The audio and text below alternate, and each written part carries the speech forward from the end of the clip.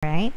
So, ito yung message para sa'yo, life messages. Ito guys, medyo pagod na kayo, okay? Because for some of you, masyado kayo maraming obligasyon sa buhay. Masyado kayo maraming responsibilities. Probably breadwinner ka. Probably ikaw lang yung inaasahan sa pamilya nyo. Probably bukod sa ikaw lang ang inaasahan, marami pang umaasa sa'yo. Sometimes kasi ganun, no? Ikaw na nga lang yung inaasahan, tapos marami pa yung nakadepende sa inyo.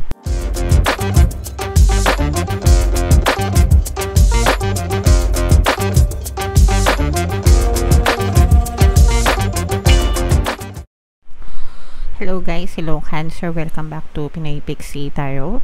Ang pamagat ng episode natin for tonight is OOTM, Oracle of the Month, para ngayong July, para sa Cancer, Sun, Moon, Rising, Sun, and Venus.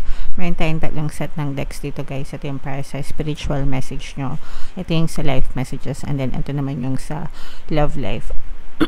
Excuse me. Combination guys ng positive and negative energy. General reading lang guys, pwede mag-resonate, pwede hindi. Kung ano na lang yung message na maka-resonate sa inyo guys, take that message. So unahin natin itong spiritual message nyo guys. Ito yung card na nakuha natin. Alright, so ito yung spiritual message natin guys, number 10 mula dun sa ating I Ching deck. Ang ibig sabihin nito, conduct, mga kapiksi. Ibig sabihin, yung success mo and failure mo ay nakadepende sa'yo. Ikaw yung conductor, ikaw yung responsible, no? Kung ikaw ay magtagumpay or kung ikaw ay mag-fail sa iyong buhay, mga kapiksi. Depende yan sa iyong behavior, depende yan sa iyong mga pagkilos, sa mga desisyon mo, depende sa iyong paniniwala, depende sa iyo, no? Ikaw lang ang responsible sa buhay mo, mga kapiksi. And palagi ko naman yan guys na ina-explain sa inyo, no, na hindi natin kailangan mag-point ng fingers sa ibang tao. Kasi nga ang ating buhay ay nakadepende lang sa atin, mga kapiksi. So hindi natin kailangan sisihin yung ibang tao dahil dun sa mga failure natin. The same way na hindi rin naman natin sila bibigyan ng credit sa success natin, di ba? So it's all about us, it's all about you, mga kapiksi. So whether you are papunta sa success or sa failure, you choose, mga kapiksi, ikaw ang mamili. Syempre kapag sa buong buhay mo, sa buong araw na nagdadaan sa buhay mo, kapag ikaw ay palaging nakafocus sa kanigahan, sa mga reklamo, sa mga kabwisitan sa buhay, no, ikaw ay mas binibigyan mo ng chance yung failure sa buhay mo, okay? Pero kung ikaw ay nakaharap sa direksyon na masaya, masipag, matiisin, mapagpasalamat, always looking at the brighter side of things, no, ikaw ay papunta sa daan ng success o tagumpay. So mamili ka, kapiksi, or kayo mismo, alam nyo kung saang side kayo. Sa team reklamador ka ba or team pasalamat?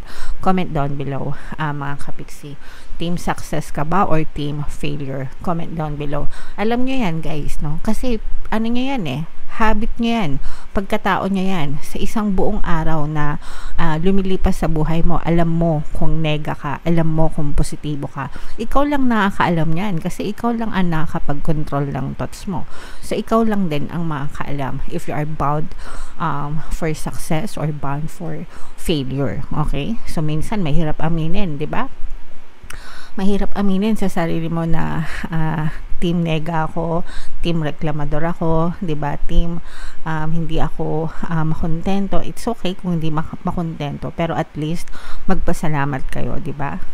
Sa mga blessings. So comment down below guys kung feeling mo sa team nega ka ba or team positive, team failure ka ba or team success, team reklamador ka ba or team pasalamat. Comment down below, mga kapiksi. And kung alam mo kung nasaan ka, from now on, moving forward, alam mo na kung saan ka, kung ano yung mga dapat mo baguhin para ikaw ay magtagumpay sa buhay. Okay? Alright, so comment down below guys if naka-resonate kayo dyan. Yung next na mensahe natin, Cancer, ay para naman sa iyong life messages. Shuffle ko to, guys. Habang sinashuffle ko to, panoorin nyo muna yung video natin regarding sa ating paano mag-manifest ng abundance video course. Kapiksi, sawa ka na ba sa mga struggles at hirap sa buhay mo?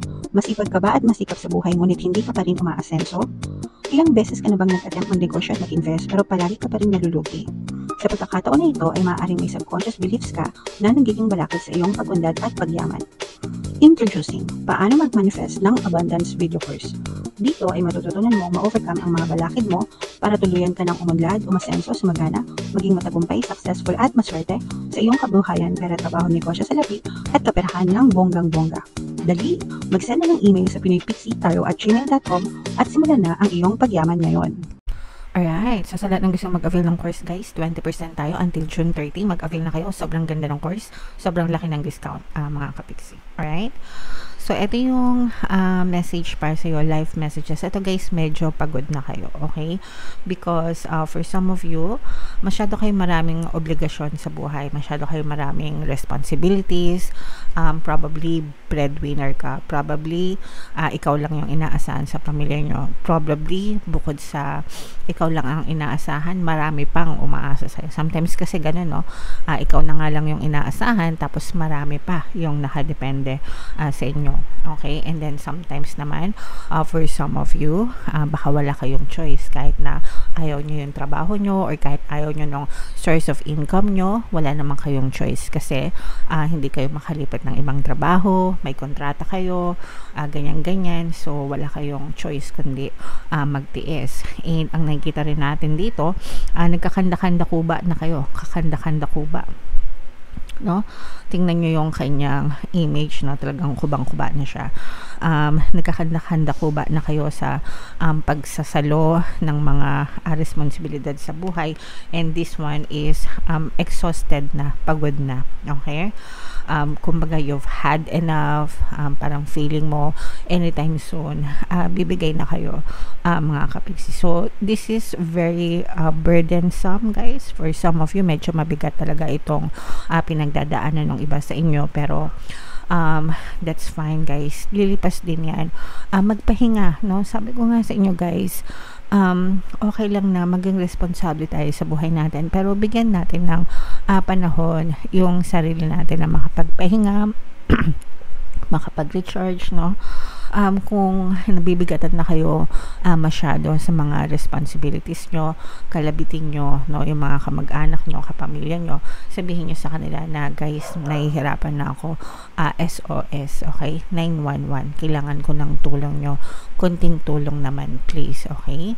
Yung mga ganun, for sure, may intindahan nila yon, mga kapisi, kasi kapamilya mo sila yung mga taong mahal mo sa buhay, and I'm sure kapag nangailangan ka ng tulong, tutulungan ka nila, okay? And kung hirap na hirap ka na, diba? Sabi ko nga, umiyak ka kung kailangan mo, cry if you must, no? Let it all out. Huwag niyong kimkimin lahat, mga kapiksi, kasi baka sumabog kayo pagdating ng panahon, okay? And magpahinga, no? Take a rest. Shut off yourself from your surroundings, diba? Mag-internalize ka, magdasal ka, mag-meditate ka. Kung kailangan mong magbakasyon ka. Di mo naman kailangang gumastos ng maggara, no? Para lang magbakasyon, kahit nasa bahay ka lang, at least mapahinga yung isipan mo and yung pagod mo na katawang lupa, kasi yung iba sa inyo pagod na talaga and malapit na kayong bumigay, okay? So sometimes pagka ganun, guys, konting pahinga lang yung kailangan natin, okay? And kapag na-realize mo na okay na ulit ako, back to work na ulit, diba? Grind na ulit. So ganun, minsan talaga nababurn out tayo, mga kapiksi. So konting pahinga lang yung kailangan ng iba sa inyo, guys. Alright?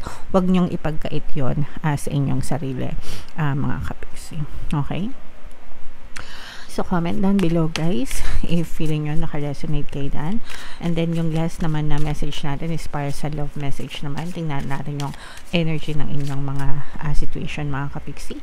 Habang sinashawa natin to guys, naka-flash sa screen nyo yung ating bagong course, paano mawala ang third party at magkaroon ng harmonious na relationship para yan sa mga kapiksi natin na nagdadanas ng third party sa kanilang mga relasyon mga kapiksi. So if ever na makaresonate kayo, pwede kayo mag-avail ng course guys, 30% discount until June 30. Sobrang ganda ng course mga kapiksi. Alright, so ito yung love messages para sa inyo guys, no? Again, this is also a very negative energy para sa inyo, Cancer, sa mga nagkakaroon ng problema sa relasyon. For some of you guys, no? Feeling ko, hindi na kayo nag-uusap nitong person na to. Pwedeng no contact na kayo, ghosted, pwedeng hiwalay na, pwedeng in a relationship pa, pero hindi na kayo nag-uusap. Kumbaga parang meron na kayong detachment, no? Emotional gap, detachment sa isa't isa, mga kapiksi. And this is because of all the hurt and pain na nararanasan nyo dahil sa mga negative circumstances. Pwedeng nabiktima kayo ng backstabbing ng person mo, pwedeng niloko kanya, may mga pagsisinungaling siya, may mga na-discover ka na hindi maganda na ginagawa niya. Para questionin yung tiwala mo dun sa person mo. Cheating, lying, deception, yan yung mga maaaring nangyayari sa inyo sa relationship mga kapiksi. And for some of you, pwedeng kayo na mismo, no, yung dumidistansya sa person mo na parang ayaw mo na munang makipag-usap.